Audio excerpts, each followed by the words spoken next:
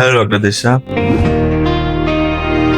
एक बहुत common query है पेशेंट्स की और बहुत इंपॉर्टेंट क्वेरी भी है कि जब भी किसी पेशेंट का साइकिल फेल होता है या फिर उसकी बीटा एचसीजी वैल्यू 50 से कम होती है तो उसको अब नेक्स्ट टाइम क्या ऑप्शंस हैं उसके पास कि वो ऑप्ट कर सकता है या क्या वो करे कि उसका एक बेटर आउटकम हो नेक्स्ट साइकिल में या नेक्स्ट फ्रोजन साइकिल में। कोई भी पेशेंट अगर हमारे पास आता है कहीं और से साइकिल लेके, तो सबसे पहले हम ये देखते हैं कि उसकी कौन सी स्टिमुलेशन प्रोटोकॉल, कौन से इंजेक्शन यूज हुए हैं, कौन से गोनाडोट्रोपिन यूज हुए हैं, अगर यूरिनरी यूज हुए हैं या फिर खाली रिकॉम्बिनेंट एफएसएच यूज हुआ है, एलएच नहीं यूज हुआ और पेशेंट का एएमएच कम है, तो पेशेंट को सजेस्ट करते हैं कि हम गोनाडोट्रोपिन चेंज करेंगे और दोबारा स्टिमुलेशन करेंगे जिसमें एफएसएच और एलएच दोनों के दोनों रिकॉम्बिनेंट यूज करके एक्स की क्वालिटी अच्छी बना सकते हैं ताकि ब्लास्टोसिस्ट अच्छे बने। सेकंड, अगर पेशेंट का स्टिमुलेशन अच्छी हुई थी तो फिर हम पेशेंट को सजेस्ट करेंगे कि हिस्टेरो कराओ ताकि हम देख पाएं कि यूट्रस में क्या प्रॉब्लम है जिस वजह से आपका एम्ब्रियो इम्प्लांट नहीं हो रहा। थर्ड, अगर पेशेंट ने पहले इनकम्प्लीट टीबी का कोर्स किया हुआ है और उसके अबॉर्शंस हो रहे हैं तो एक रीजन ये भी होता है कि हम उसे एटीटी का कोर्स कंप्लीट दें, उसके बाद ही ट्रांसफर करें।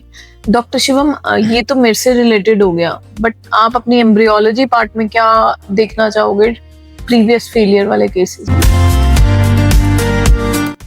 एम्ब्रियोलॉजी पार्ट में मेन है वही एम्ब्रियो की क्वालिटी। सबसे पहले अगर एम्ब्रियो की क्वालिटी ए ग्रेड है तो उसके सक्सेस रेट अच्छे होने चाहिए। तो हम पेशेंट को काउंसिल करेंगे कि आप ए ग्रेड है, डजंट मैटर कि अगर पेशेंट का ए ग्रेड एम्ब्रियो भी है तो it will not definitely qualify कि वो प्रेगनेंसी करेगा ही।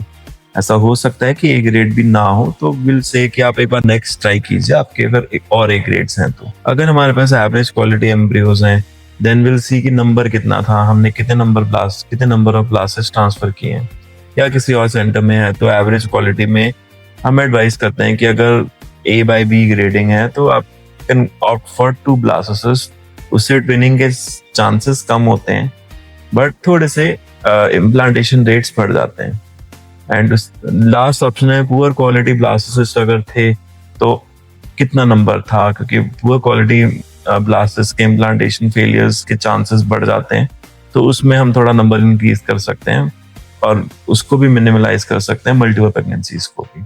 सेकंड, बहुत इंपॉर्टेंट है कि आप लैब में फिगर आउट करेंगे कि कौन सा एम्ब्रियो था जो ब्लास्टेस तक जाएगा। सपोज हमारे सेंटर में 99% हम ब्लास्टेस ट्रांसफर ही करते हैं। अगर किसी भी रीजन की वजह से डे 3 ट्रांसफर हुआ है हम लैब में ही फिगर आउट करेंगे कि वो डे 5 तक जाए ताकि हम पेशेंट को काउंसिल कर पाएं और हमें भी आइडिया हो कि जो हमने एम्ब्रियो ट्रांसफर किया है वो ब्लास्टेस तक तो आइडल स्टेज तक तो वो गया ही है, देन उसके बाद हमने ट्रांसफर किया ताकि एक इम्प्लांटेशन प्रोसेस ही है जो कि हमारे हैंड्स में नहीं होता, जो नेचर के हैंड में होता है। तो वो हम रूल आउट कर सकते हैं कि ब्लास्टेस लैब में बना है और वही हमने ट्रांसफर किया है। यही सारे पॉइंट्स हैं जो मेरे अकॉर्डिंग यंग एम्ब्रियोलॉजी पार्ट के अकॉर्डिंग। डॉक्टर शिवम, नेक्स्ट ये है कि जब भी हम एम्ब्रियो ट्रांसफर करते हैं तो हम ग्रेड एम्ब्रियो का देखते हैं, ए ग्रेड है, बी ग्रेड है या सी ग्रेड है, तो क्या ये सक्सेस रेट को इफेक्ट करता है एम्ब्रियो की ग्रेडिंग और खाली डे 3 या डे 5 भी इफेक्ट करता है? ये आप क्लियर करो थोड़ा। देखिए डॉक्टर, शायद दोनों ही पॉइंट्स हैं कि दोनों ही पॉइंट्स इंपॉर्टेंट हैं। आईवीएफ में अगर एक सक्सेस रेट के लिए सिंगल मोस्ट इम्पॉर्टेंट पैरामीटर अगर कोई है मेरे अकॉर्डिंग तो वो है क्वालिटी ऑफ ब्लास्टोसिस्ट। डे 3 तक डे 5 वाला क्वेश्चन तो एक सब्जेक्टिव मैटर हो जाता है पेशेंट टू पेशेंट। अगर पेशेंट की एज ज्यादा है या नंबर ऑफ एम्ब्रियोज बहुत कम है तो हमारे पास ऑप्शन नहीं होता, हमें डे 3 पे जाना पड़ता है। पर डे 3 की भी लिमिटेशंस हैं, एडवांटेजेस हैं। एडवांटेजेस जैसे मैंने आपको बताया, एडवांस एज और फ्यूअर नंबर ऑफ एग्स अगर हैं तो डे 3 अनऑब्जेक्शनेबली सबसे अच्छा ऑप्शन है ही। पर डे 5 के बहुत ज्यादा एडवांटेजेस हैं कि आप लैब में ही जो पैटर्नल जीनोम अरेस्ट होना था जो नेचुरली डे 3 पे होता है वो आप रूल आउट कर लेते हो पेशेंट के एम्ब्रियोज से, ताकि पेशेंट के वही एम्ब्रियोज फ्रीज हो जो डे 5 तक गए हैं और हम additional extra number of embryos ना फ्रीज करें। इसलिए डे 5 ही नंबर 1 ऑप्शन होता है जहां पर सब कुछ नॉर्मल चल रहा है केस में। हमारे पास एग्स भी अच्छे हैं, एम्ब्रियोज भी ज्यादा बने हैं, तो ऑब्वियसली हम डे 5 तक ही लेके जाते हैं। And second, regarding the quality of day 5, ये बहुत इंपॉर्टेंट है।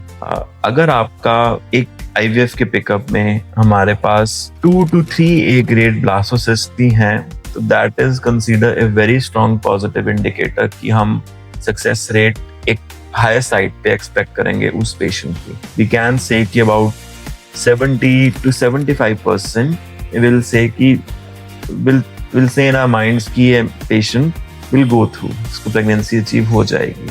But as soon as the quality of the blastocyst decreases, the implantation rate falls rapidly. Suppose A grade की हम implantation rate बोल रहे हैं 70 to 75%, तो A by B की implantation rate होगी 55 to 60%. एंड सिमिलरली अगर वो B ग्रेड का है या B by C ग्रेड का है, तो उसके इम्प्लांटेशन रेट्स होंगे on an average 20 to 25%। And इसमें भी क्वालिटी में भी बहुत सारी डिग्रीज होती हैं। TE का ग्रेड होता है, ICM की ग्रेडिंग होती है, एक्सपेंशन रेट्स होते हैं, किस डे ऑफ ब्लास्टोसिस्ट जब वो पूरा फुली एक्सपैंड हुआ है, वो डे 5 पे बना है, वो डे 6 पे बना है, ये भी बहुत इंपॉर्टेंट होता है। डे 7 पे तो बहुत पुअर क्वालिटी ब्लास्टोसिस्ट ही होते हैं। तो बहुत सब्जेक्टिव मैटर है और बहुत ही इंडिविजुअल केसेस में डिफर करता रहता है। एंड इसी में ही थर्ड अगर हम देखें तो एज ऑफ वुमेन मेन ये भी होता है कि अगर एडवांस एज है तो इम्प्लांटेशन थोड़ी फॉल कर जाती है। तो ये 2-3 फैक्टर्स हैं जो कि डिसाइड करते हैं सक्सेस रेट का। तभी भी मेन सक्सेस रेट के लिए कोई भी फिगर देना बहुत इजी है, बट ये आप जब बहुत ही एक सब्जेक्टिव टॉपिक है, बहुत ही सब्जेक्टिव मैटर है। आप किसी भी पेशेंट की एज या AMH देख के आप ये नहीं, एक सजेस्टिव आप डिसाइड कर सकते हैं, बट वो फेट उसका, उसकी क्वालिटी, उसकी एज एंड बहुत सारे फैक्टर्स पे डिपेंड करता है। ठीक है डॉक्टर शिवम, आपने यही मेन क्वेश्चन थे, मेन चीजें होती है जो पेशेंट के माइंड में क्लियर होनी चाहिए सेकेंड साइकिल लेने से पहले।